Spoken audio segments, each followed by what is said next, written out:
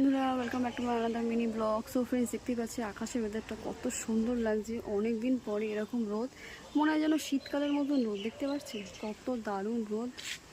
এই দেখুন, চারিপাশটা ঘুরিয়ে দেখাচ্ছি। এর মধ্যে ফ্রেন্ডস আমার একটা লক্ষ্য পড়লো, আমার একটা গাছের। এই দেখুন, এটা হচ্ছে ফ্রেন্ডস পুদিনা পাতার গাছ।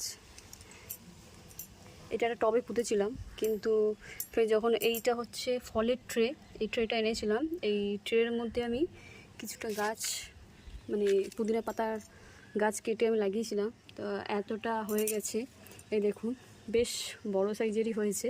এটাকে আবার কাটিং করলে, এটা কোথাও যদি দিয়ে যাওয়া মানে কাটিং করে লাগানো যায় তো হয়ে যাবে।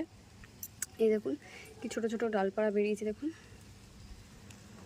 পুদিনা পাতা গাছ এমনই একটা গাছ যেটা জাস্ট কাটিং করে আপনি বসিয়ে দিলে আপনার গাছ হয়ে যাবে। আর এটা দেখতে পাচ্ছেন, দেখুন কতটা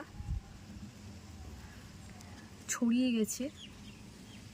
আরও আছে একটা লঙ্কা গাছ, ওখানে পুঁতেছিলাম।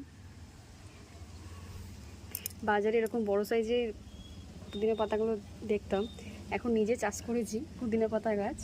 ভালোই লাগে, খুব বেশি একটা খাই না আমরা, তাও ভালো লাগে এইসব চাষ করতে। এই যে দেখতে পাচ্ছেন, আমার ভিডিও আপনাদের কেমন লাগছে অবশ্যই কমেন্ট করে জানাবেন ফ্রেন্ডস। এরকম এটাকে আবার কাটিং করে একটু নিচে মাটির মধ্যে দেব, যাতে আরও ছড়িয়ে যাক। টবে দিয়েছিলাম তো সেটার মধ্যে স্পেস পাইনি বলে মারা গেছে, কিন্তু এর মধ্যে ভালোই ছড়াচ্ছে। পাতাগুলো সাইজ দেখুন ফ্রেন্ডস, দারুণ লাগছে ফ্রেন্ডস।